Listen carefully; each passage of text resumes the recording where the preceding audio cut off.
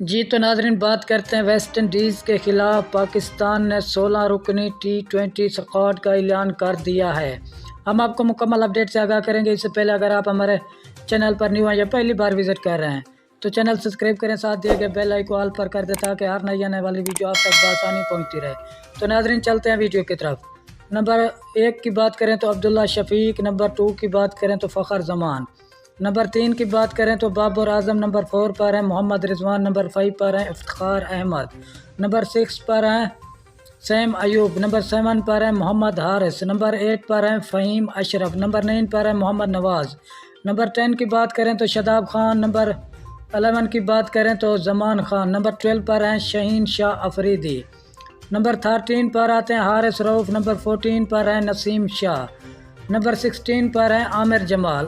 آپ کے خیال میں حماد وسیم یا عامر یا اس کے علاوہ شرجیل خان کو بھی اس ٹیم کا حصہ بننا چاہیے یا نہیں؟ اپنی رائے کا اظہار کمنٹ میں ضرور بتانا۔ شکریہ ناظرین ہماری ویڈیو دیکھنے کا، ملتے ہیں نیکسٹ ویڈیو میں۔